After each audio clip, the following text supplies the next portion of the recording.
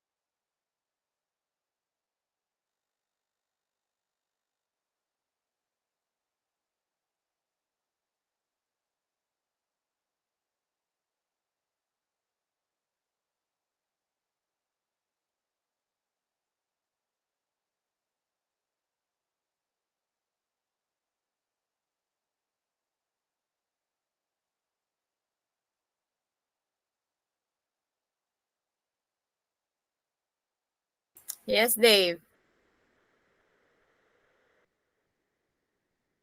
Naka-raise hand button ka.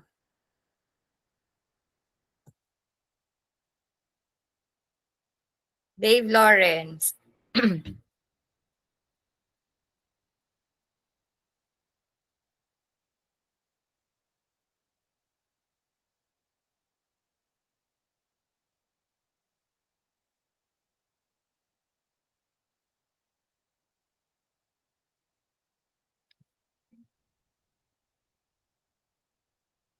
Okay, let's wait for the others. 5 minutes na lang. We'll start at 5 o'clock.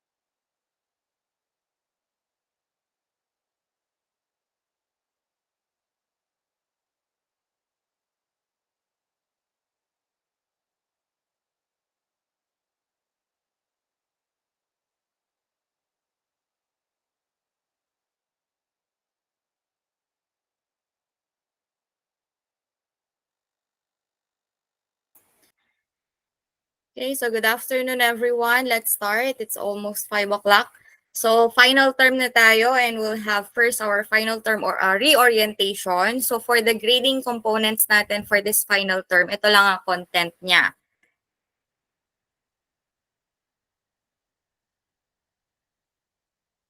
So for final term, we still have the written outputs and the performance output. Wala tayong term exam because the term exam, mapupunta siya sa performance output, di ba? Last midterm, we have written outputs 30%, 54 performance output, and then 20% for the term exam. So this final term will only have written outputs and performance outputs.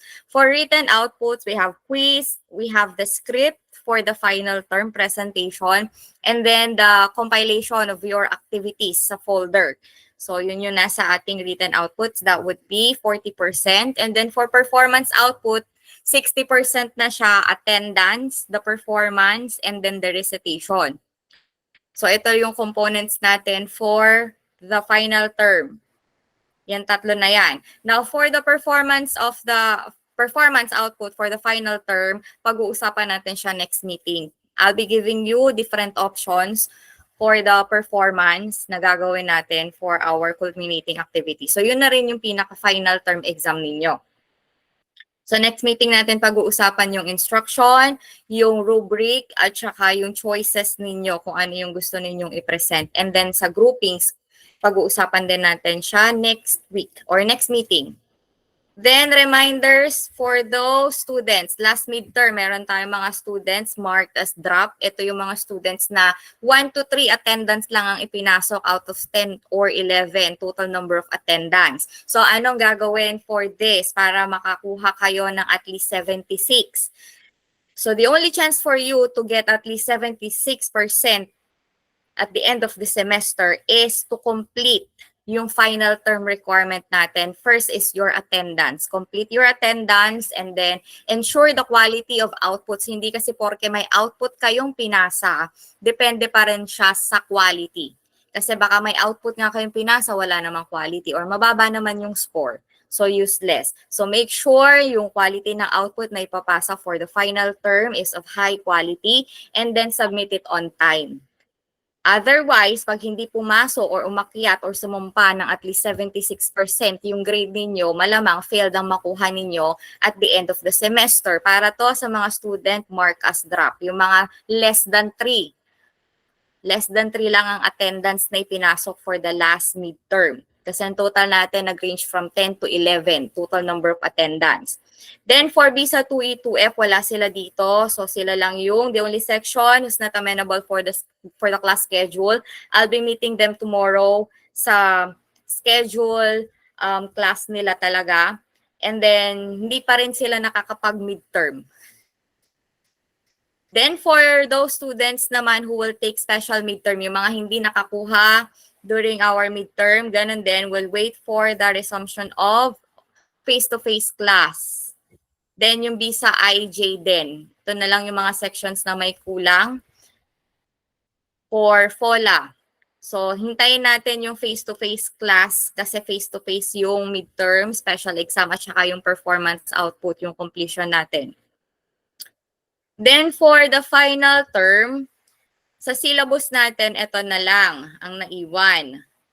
For the verb, conjugation of verb, tense and aspects, and then yung interrogative words, natakal natin to last midterm, na-discuss natin siya together with adjectives. So yung interrogative sentence, nandito sa link na to, yung discussion niya, if you could still remember, ito yung naging part ng demonstrative or ng interrogative sentence natin, nagawa na rin natin siya. So ang naiwan na lang talaga natin for final term topic is yung conjugation ng verb tense and aspects.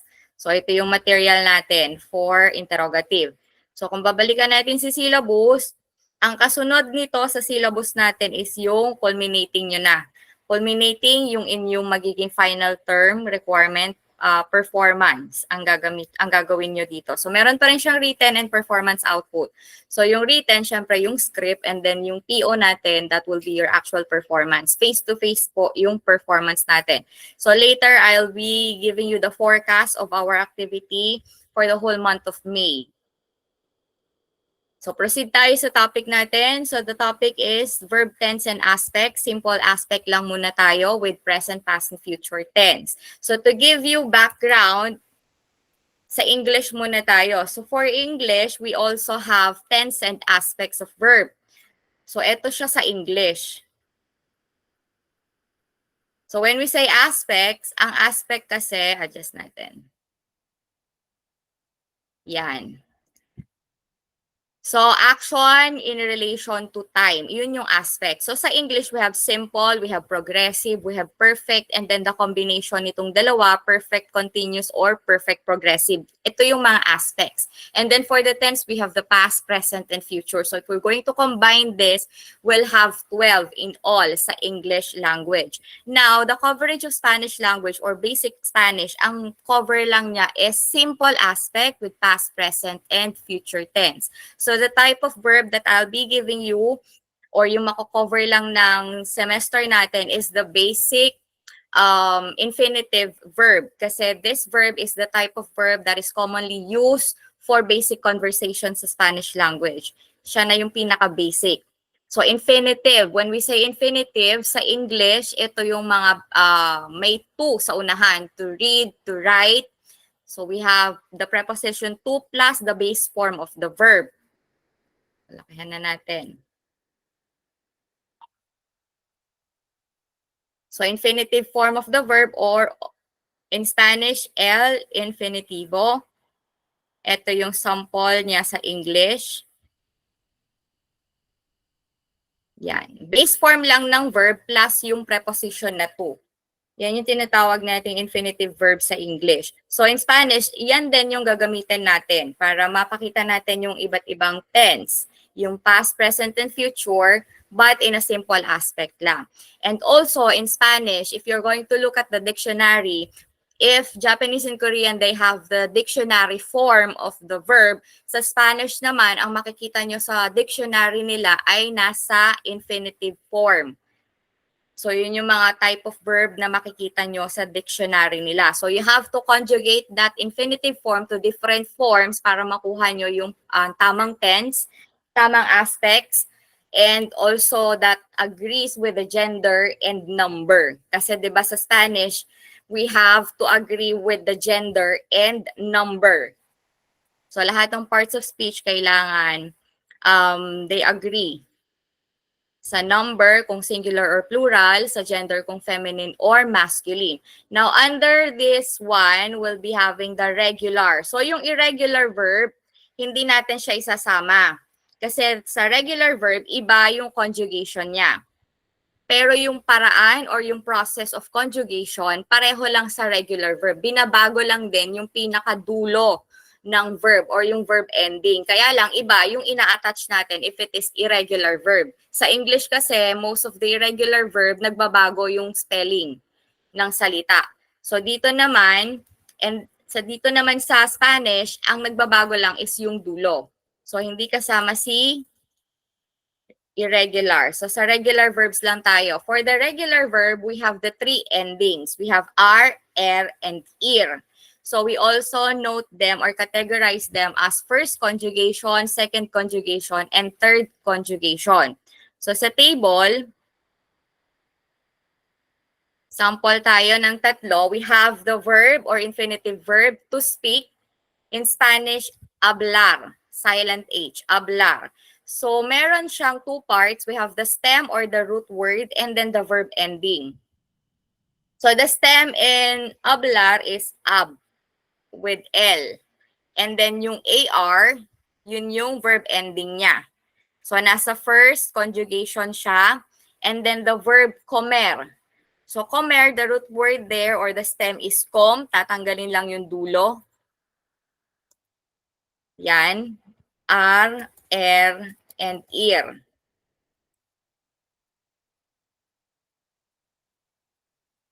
So sa second conjugation ang comer, and then example of ear, we have to live or vivir.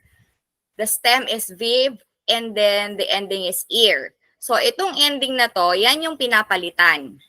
So pinapalitan siya according to the pronoun or noun, according to gender, and according to number.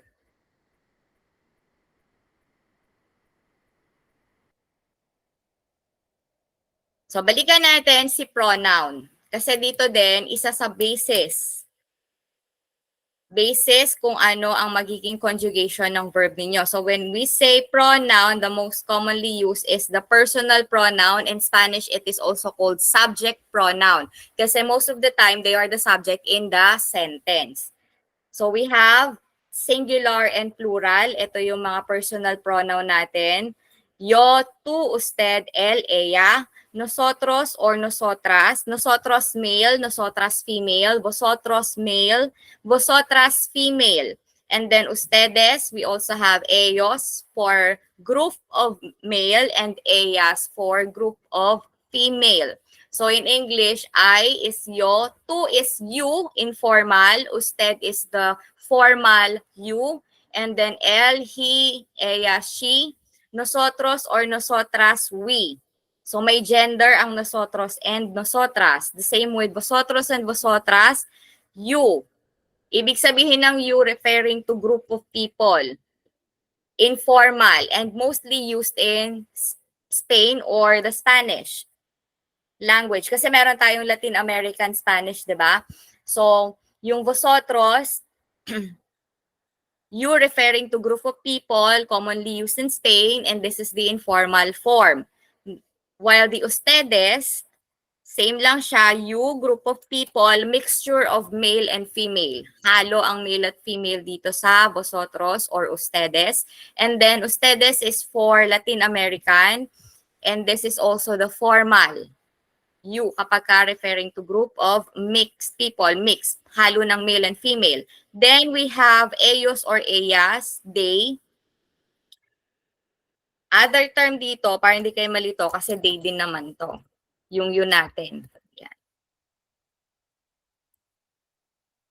Yan. They or you, group of people. So, yung ellos and ellas with gender, ellos for male and ellas for female. So, ito yung ating subject pronoun or personal pronoun. So, naka-note din dito, if it is first person, second person, third person. So, anong magiging relation niyan dito sa conjugation natin? Yung third person singular, itong él, ella, ustedes, vosotros, and ellos, ellas. Pagdating sa conjugation, papasok siya dito sa conjugation natin kasi hindi naman palaging ang subject ng sentence natin ay pronoun. Pwede din siyang third person that third person, ibig sabihin mga pangalan mismo ng noun. So magkakaroon, papakita ko siya sa inyo later sa example natin. So proceed tayo dito sa indicative. Ang tawag sa kanya dito sa form na to, sa verb na to is present indicative mood conjugation. So yung indicative, it is a mood. In English grammar or in grammar, it is used to make factual statement or to ask question. So basically, declarative and interrogative sentence lang siya. Simple statement.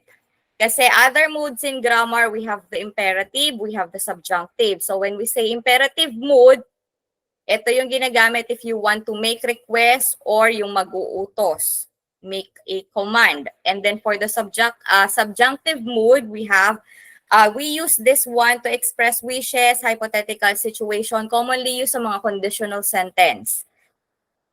Conditional sentence. So dito lang tayo sa indicative mood.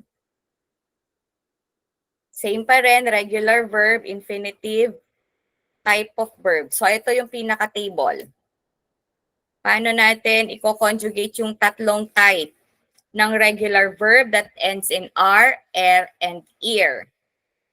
So again, mga regular verb po ito, nasa present indicative mood. So if we are going to have yo or I as subject of our sentence, yung verb natin, yung dulo, papalitan natin. So tatanggalin natin si R.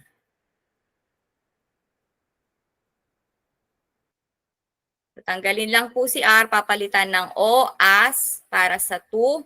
Yung usted, el, at saka ella, pare-pareho lang silang a ang ipapalit.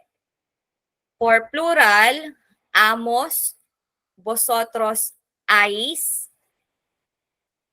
and then ustedes, ellos or ellas, an.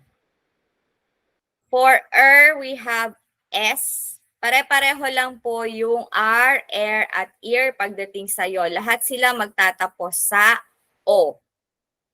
Pagdating naman sa you, yung air at saka yung ear na verb, pareho lang sila na S ang ipapalit. Then, for usted, L, and ea, yung ER at saka yung ear, ang ipapalit. Pareho lang din po. For plural, nosotros or nosotras, for the verb that ends in R, we have amos. For verbs that ends in er, we have emos. Verbs that ends in ear, we have to change it to imos. Then vosotros or vosotras, ais, eis, and is. Then sa ustedes, ellos, and ellas, for the verb that ends in er and ear, pareho lang na n. So this table, mas maganda kung meron kayong copy nito para meron kayong matitignan kung ano yung magiging conjugation ng mga verbs. Pwede nyo siyang gamitin or pwede kayong gumawa ng cue card or index card na meron nito. Para meron kayong reference na magamit. So gamitan natin siya ng sample. Sample word natin, camino. So for the verb camino, it is caminar. Ang pinaka-infinitive form or ang base form niya is caminar.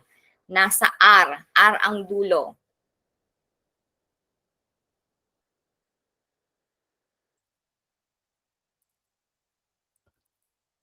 Caminar.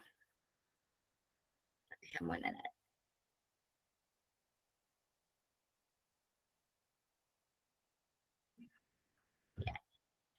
So caminar, tatanggalin lang again itong AR. Papalitan ng camino. Yo camino, I walk. Tu caminas, you walk. Usted camina, you walk, formal. Él camina, he walks. Ella camina, she walks. And then nosotros or nosotras, or in short, kapag sa sentence na siya, hindi na siya buong nosotros or nosotras. Ang ginagamit lang minsan ay nos. Nos caminamos or nosotros caminamos. Nosotras caminamos. We walk. Lahat sila we ang translation. And then vosotros or vosotras camináis. They walk, informal. And then yung last, baba natin.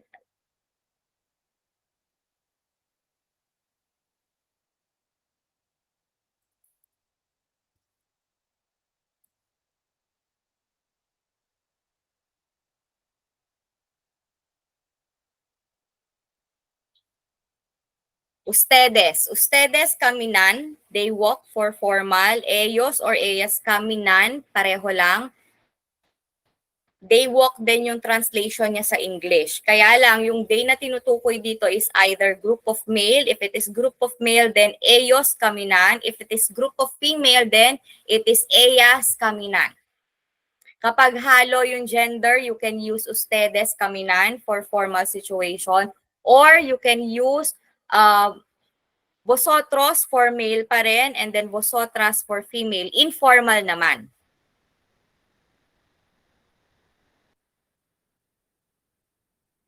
So this is the example for the first verb ending R. Para naman sa sample ng verb that ends in er, comer. So kapag comer, nagtatapos sa ER.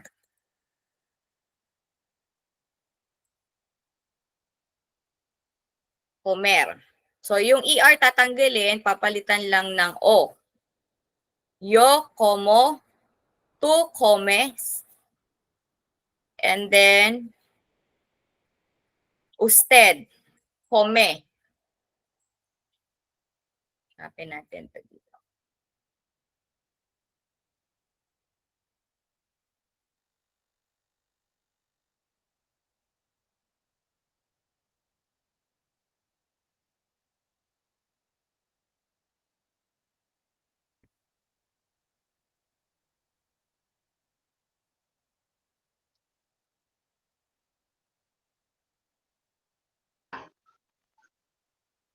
For L, come, he eats. Ella, come, she eats. Pareho lang.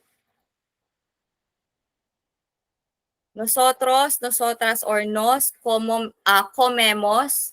Vosotros or vosotras coméis. Ustedes comen. And then, ellos or ellas comen. Pareho lang din po.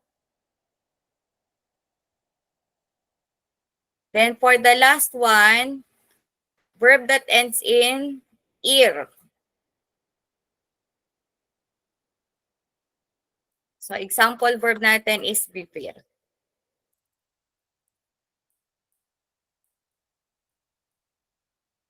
Vivir or to live.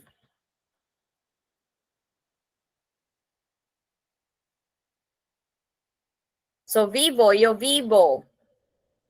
Tú vives. Usted vive. Él vive. Ella vive. Parejo. And then, we have nosotros. Nosotros vivimos.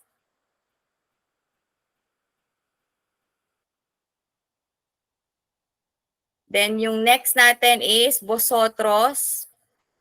Sa vosotros vivís. Then, we have ustedes viven, ellos and ellas viven. So, yung buong table, sample, andito. So, yung dulo lang ang papalitan.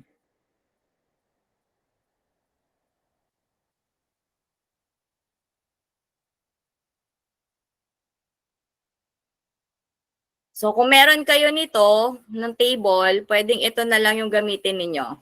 Pwedeng ito lang. Itong table lang na to, ilagay nyo sa index card or notebook ninyo para meron kayong guide for conjugating the regular verb that ends in R, R, and IR.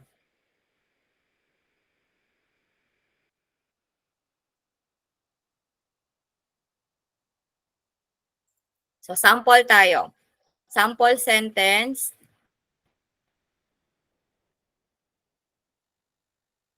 This one.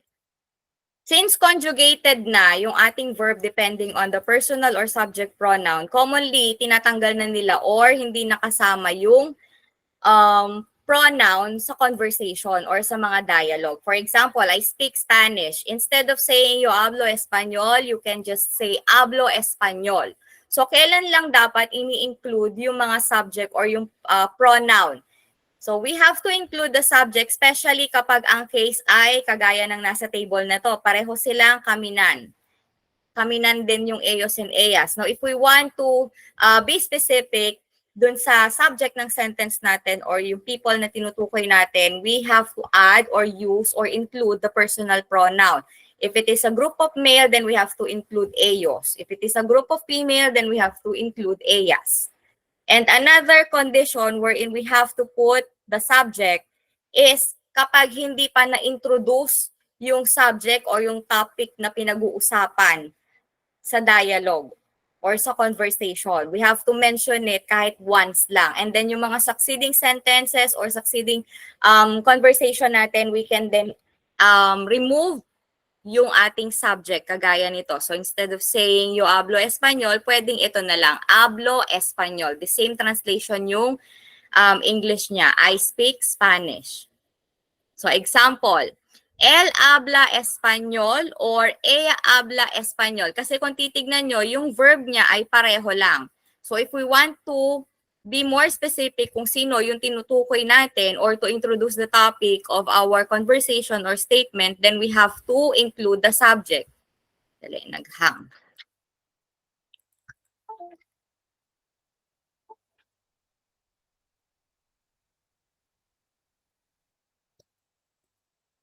Pa-react nga po if you can still hear me.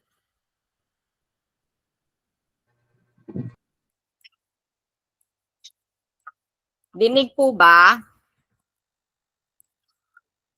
Parang naghang yung laptop ko. Wait lang, hindi ko magalaw.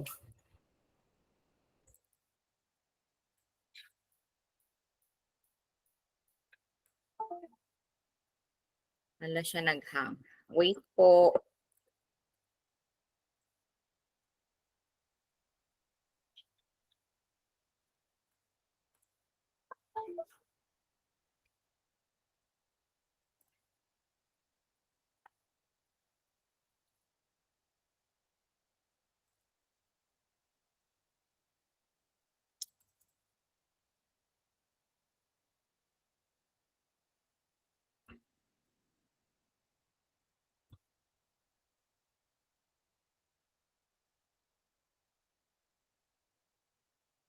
Wait lang ha, naghang yung aking laptop.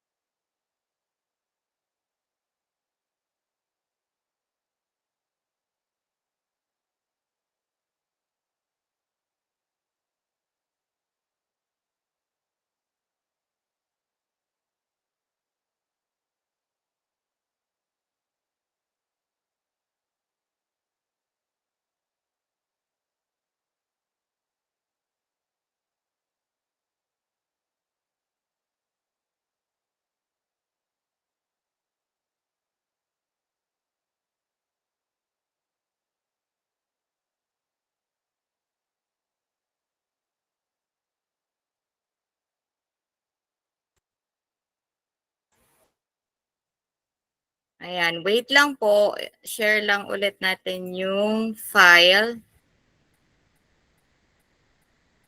Wala.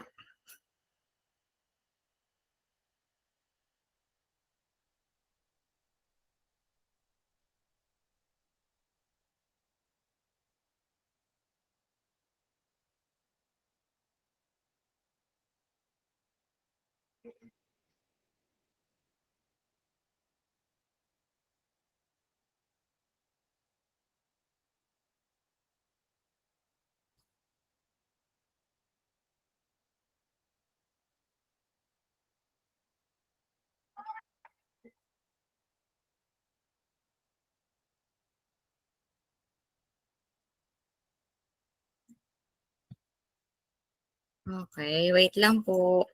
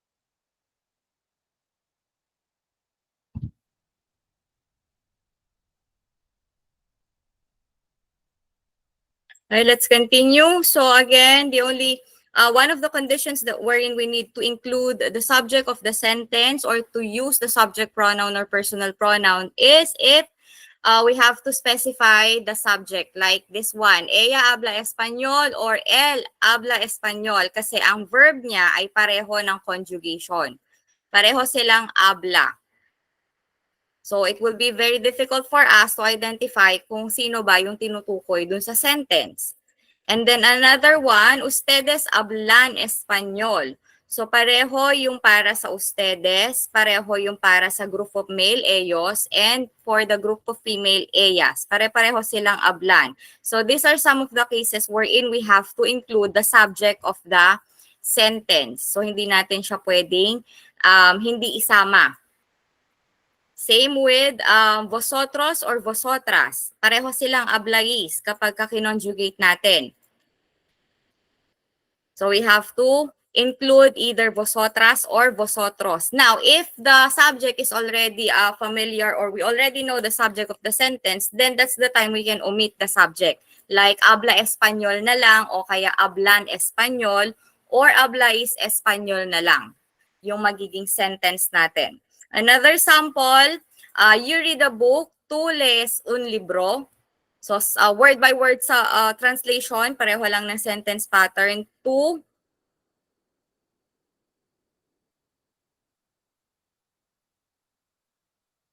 is you, and then lees, the read. And then un, article natin, singular, and then libro, book. Same lang naman ang sentence pattern ng sentence ng English and Spanish. Another sample, you eat taco, tú comes tacos. Or you can just simply say, comes tacos. Understood na dito sa verb na comes, na ang subject niya ay you. Kasi dyan din nakabase yung conjugation na ginawa natin dun sa verb. Another one, she lives in Spain. Ella vive en España. Pag sinabi natin vive en España, yung vive na conjugation, pwede siyang el, pwede siyang ella. So unless sigurado or alam na natin yung subject, pwede na natin i-omit. But if not, we have to include ella. Kasi nga, hindi natin ma-identify based on the conjugation if the subject here is he or she. Kasi pareho sila ng conjugation. So again, this form of verb is the most commonly used sa daily conversation nila or sa basic Spanish. And then, ito rin yung verb na ginagamit nila for different tense. So, hindi lang siya for present tense. Same conjugation mean or can be used for sentences with present, future, or past tense. Yung inaral natin nito, again, pwede na siya sa present, future, and past tense. For present tense, example, vivo en España, I live in Spain. Or, yo vivo en España, I live in Spain. Future tense example, en 2 semanas nos mudamos a Madrid. So, word by word translation niya, en 2 semanas, in 2 weeks. Pagtatapatin ko na lang yung mga words. So, in 2 weeks, nosotros. Pinaiksi lang yung nosotros. Instead of nosotros, pwede na yung nos. Nos na lang ang gamit. So, nos is we, mudamos, move.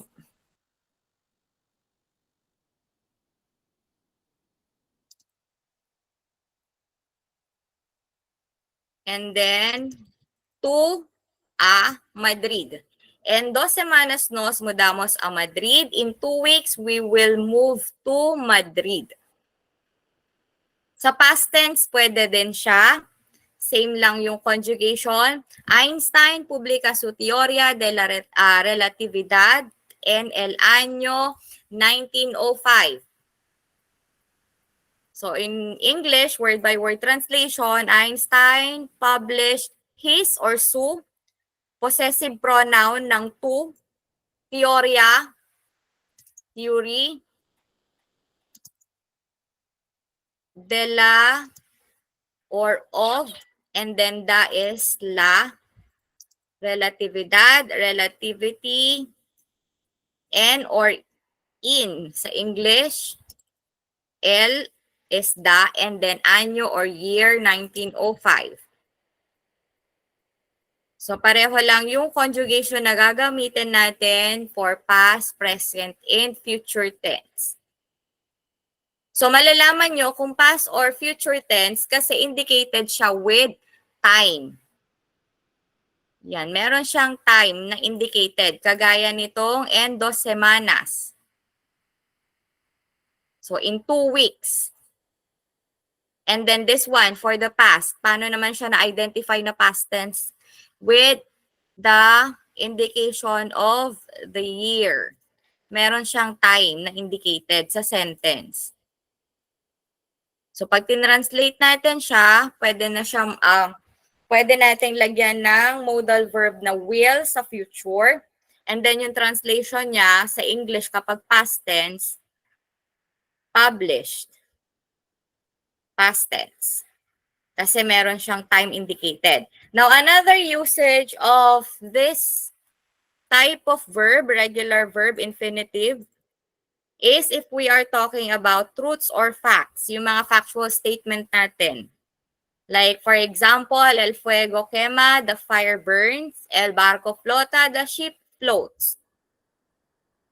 Yung mga truthful sentence or factual statements. Yan din yung verb or conjugation of verb na ginagamit. Sample tayo. May question ba so far?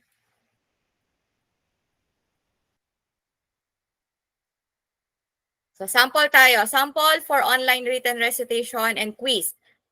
So, I'll be sending you the link for your written recitation. Written recitation na lang para lahat merong chance magkaroon ng recitation points. And then, quiz sa Google form. So, I will be sending the link tomorrow. So, sample tayo. For number 1. For number 1, yo tomo. So, the verb here is tomo. Hi, sir. Okay. So, let's have this one. Yo tomo. What do you think is the translation of this in English? Is it I drink or you drink? Kindly type in the chat box your answer.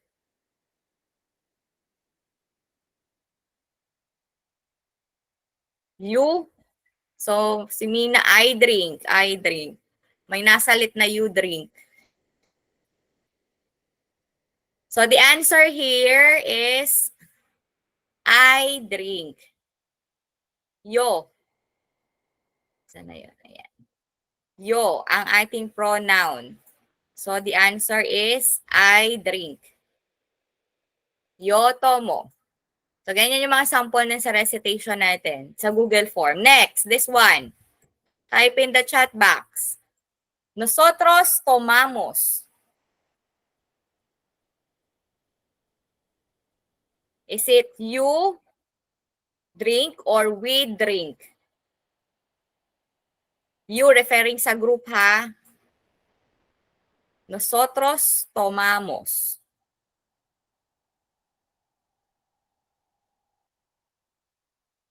Yes. So, answer nyo ay we drink. Kasi ang ating plural pronoun is nosotros. Pwede din to minsan na nos lang ha. Nos tomamos. Next. This one, 4. We drink in Spanish. Is it yo bebo, usted bebe, nosotros bebemos, ustedes beben? Type in the chat box. We drink.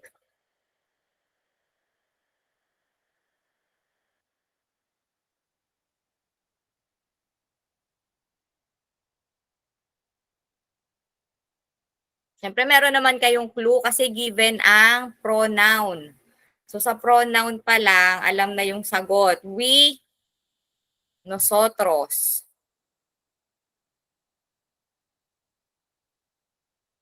So, we have nosotros bebemos.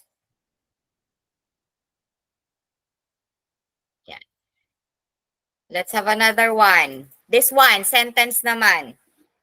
The verb here is desear, to want. So, kung titignan si verb, ang dulo niya ay are. So, we have to use the conjugation for are. El chico blanc vivir en España.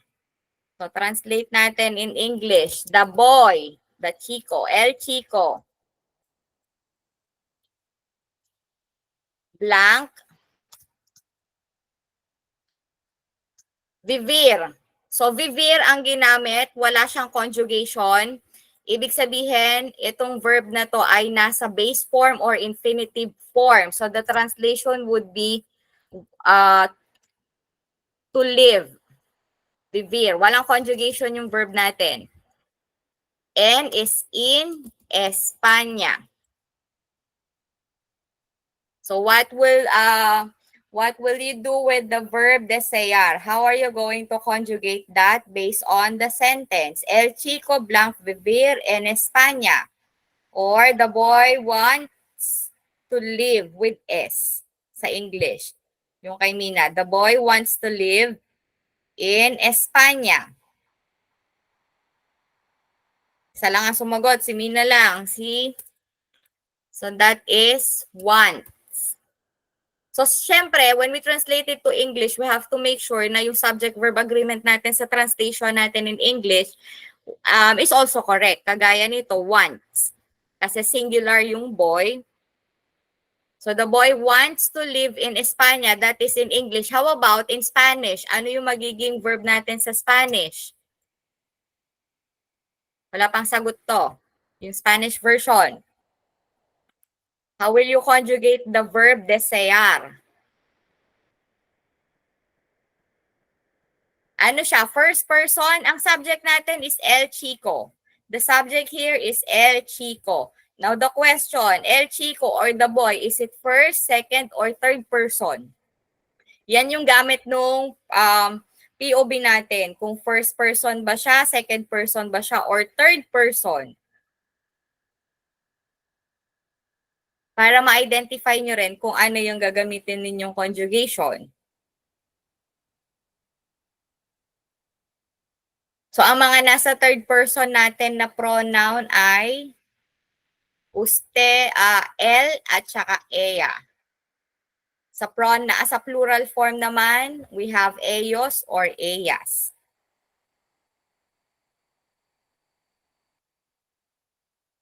Anong sagot sa Spanish? Ala pang sumasagot.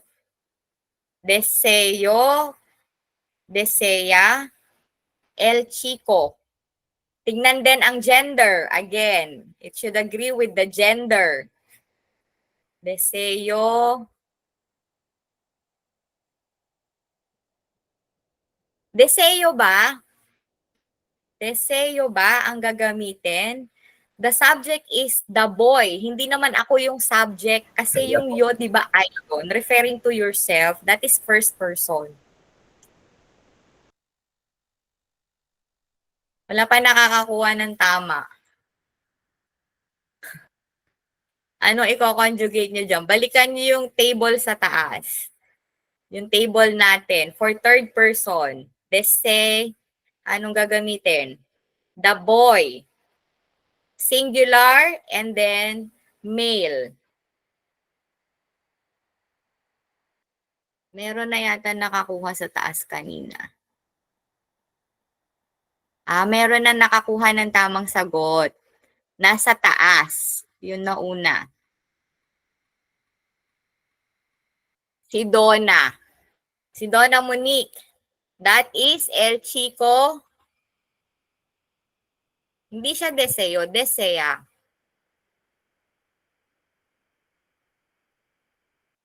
Yan, dese. Kasi po, bakit desea? Ang kinabit natin. Kasi singular siya and then male. Ano ba yung equivalent ng pronoun na yan, di ba, el? So, kung titignan nyo or babalikan nyo yung table natin sa taas, ito siya, el. So, hindi palaging pronoun ang ginagamit as subject of the sentence. Pwede din gumamit ng noun as subject of the sentence. When we say noun, it could be name. Name ng tao, name ng lugar, name ng mga bagay. So, titignan nyo na lang if there is a gender and then titignan na lang si number kung singular or plural. So, kapag third person, ito yung gagamitin natin. Dito tayo titingin sa conjugation din ng mga third person, personal plural, pronoun. Ito sa taas yon. Yan. Kaya siya naka-identify na ganyan. Yung yo is first person. Yung you, second person. Nasama lang yung you na usted. Ito lang yung third person natin. Yung el at saka ea. Third person. So, dun tayo titingin. Kagaya ng sa sample sentence natin na to. So, the correct answer here is deseo. El chico desea vivir. El chico desea vivir en España. The boy wants to live in Spain. Next. So, ganyan yung type ng quiz. This one, beber naman. Beber, so the verb here ends in ER. So, ER. To drink. Maria iyo, blank, agua de la fuente. In English muna. Translate it word by word. Maria iyo, blank, agua de la fuente. Fuente, fountain.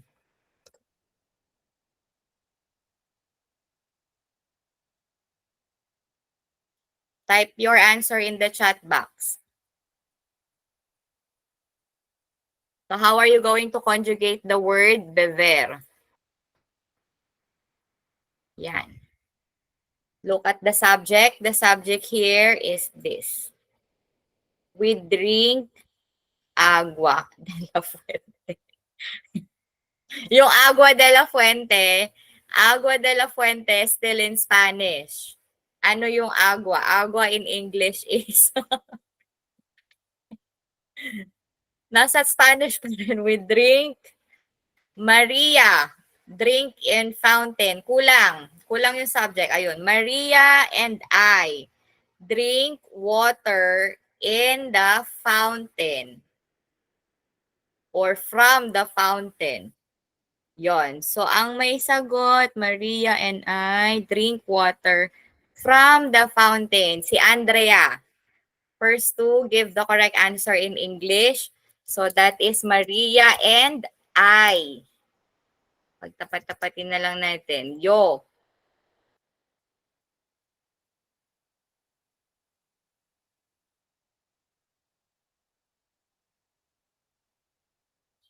Maria and I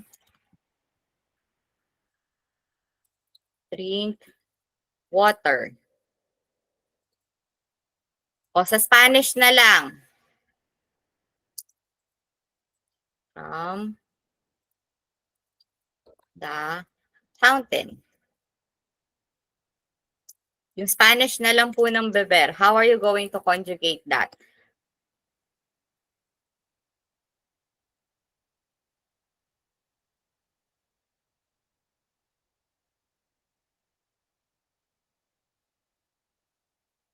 Ay, wala. May sagot ng answer, bebemos, bebes, bebe, bebemos. Ano yung subject natin? Grupo ba yan? Grupo ba yung subject natin? Tapos grupo siya, kasama ba tayo dun sa subject?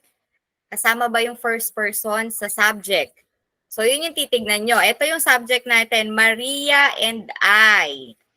The subject of the sentence is Maria and I. So, kung titignan, may nakakuha na ng tamang sagot sa chat box. Explain muna natin.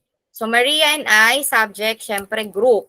Ngayon, sa group, kasama tayo, included I. So, kung titignan sa personal pronoun, ano yung magiging translation niya sa personal pronoun?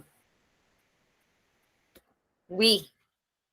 So, kapag tinignan natin sa conjugation, yung beber, yung ER, tatanggalin natin, papalitan natin ng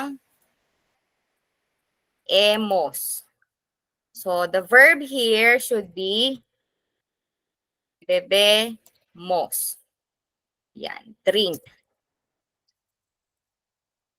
So, Maria iyo, bebemos agua de la fuente. Maria and I drink water from the fountain. So, ganyan yung sample or type ng quiz ninyo for the conjugation ng verb. Any questions or clarification? May tanong po ba? Kailangan nyo lang ma-memorize or palaging gamitin or kahit hindi naman siya i-memorize, pwede kayong gumamit ng cue card. Isulat nyo to sa cue card nyo, yung pinaka-table na to. So ito na yung magiging basis ninyo so you can easily conjugate verbs into different form. Depende sa subject ng sentence.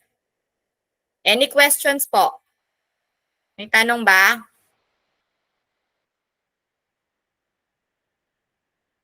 Uy, any questions?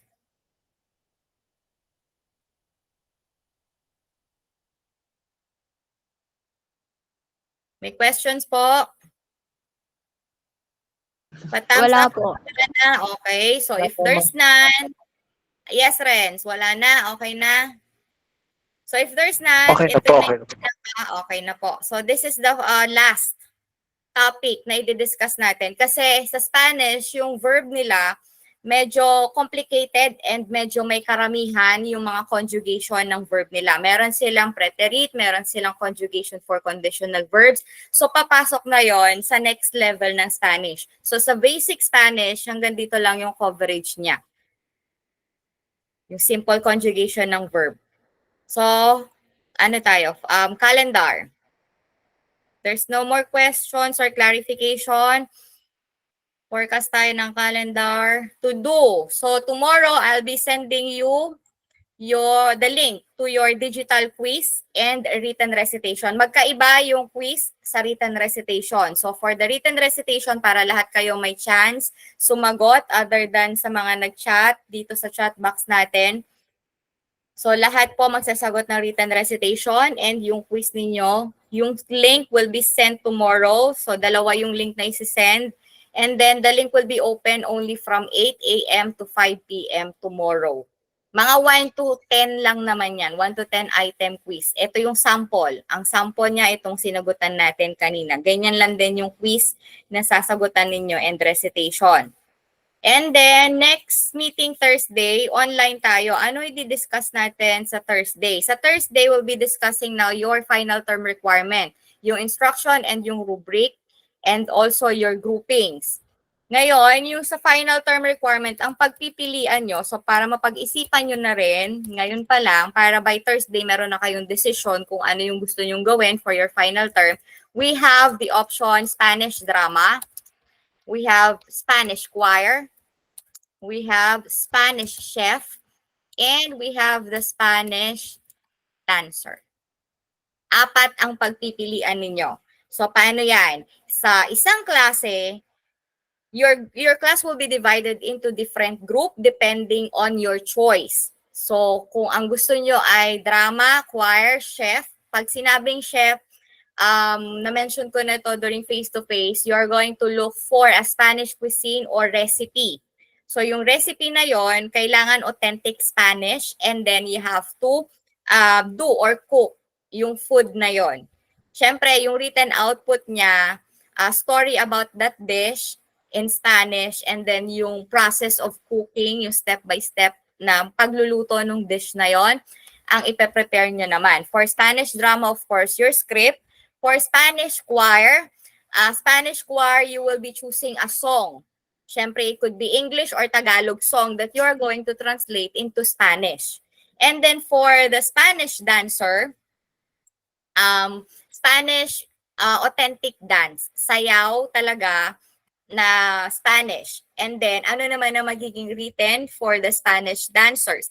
For the Spanish dance, you have to search also background or history of that specific dance na sasayawin ninyo. Siyempre, yung script nun or yung written paper nyo is in Spanish. So you have to also translate the background or the history that you'll be searching for the Spanish dance that you will choose. So yan yung apat na options ninyo for your final term performance. So pag-usapan natin yung magiging instruction and then rubric. Kasi group work yan, so we have to make sure that everyone will be assessed or evaluated properly. We will be using 2 types of rubric. We will have the peer evaluation and the instructor's evaluation. So para ma-make sure na lahat may contribution, lahat may participation, meron tayong peer evaluation. And then sa groupings, kayo din naman na mag-grupo sa sarili ninyo based sa mapipili ninyong final performance. And then also, since gagawa kayo ng script which may include intermediate level of Spanish language, I'll be teaching you next meeting the different AI or online tools or applications, how you can properly use those to help you with your written output or yung paggawa ninyo ng script, pag-translate ninyo ng kailangan ninyong i-translate. So what are those AI or online tool other than Google Translate? Kasi si Google Translate, hindi po yan accurate. Question, ilan per group? Depende sa klase. So pag-usapan natin next meeting. Kasi iba-iba kayo ng bilang ng klase, di ba? Yung number of class ninyo magkakaiba. So we have to divide it equally. Hindi pwedeng ang sobrang dami sa drama or sobrang dami sa choir. Maglalagay tayo ng limit. So I'll be checking one by one your class. Titignan ko kung ilan yung number of students per class. And then I will set limit. For example, maximum of 10 to 11 students lang per criteria. So unahan na lang kayo sa pagpunta dun sa grupo na gusto ninyo. Kunyari, 10 to 11 lang yung allowed for Spanish drama, 10 to 11 students lang yung allowed for Spanish choir. So, babagsak kayo dun sa second option nyo kung hindi man kayo makapasok dun sa first option. So, pag-usapan natin yan, next meeting, kung paano kayo mag-group. Basta meron siyang limit. 50. So, kung apat, i-divide nyo yung 50 sa 4. Kasi apat yung types natin eh. So, kung ilan yung lalabas doon, yun lang yung maximum number of students na pwedeng mag-join sa kada group. So, meron tayong, pwede din namang dalawa. Kunyari, sa isang section, dalawa yung gustong mag-drama. So, pwede naman. O kaya naman, tatlo yung gustong mag-chef. Pwede naman yon. Basta equally divided yung class ninyo. Hindi pwedeng sobrang dami sa iisang grupo. Otherwise, hahatiin natin siya into 2 groups. Kunyari, magiging dalawa yung Spanish drama. Yon. So, ito yung magiging topic natin for online next meeting. That is Thursday, again, 5 to 7 p.m. po. And then, forecast natin for our schedule for the whole month of May. So, ano pa yung gagawin nyo? For May 6 to 10, since next Thursday, mapag-uusapan na natin yung instruction, yung rubrics, and yung groupings nyo for your final term requirement. Then next week, you have to start writing your script. Ano man yung mapili ninyong output, lahat yun may katumbas na written output. So yung May 6 to 10 ninyo, consultation week nyo na yan. Yung first meeting, kasi diba every week we meet twice, 2 beses ang schedule nyo sa akin. So yung first schedule ninyo, that would be your consultation.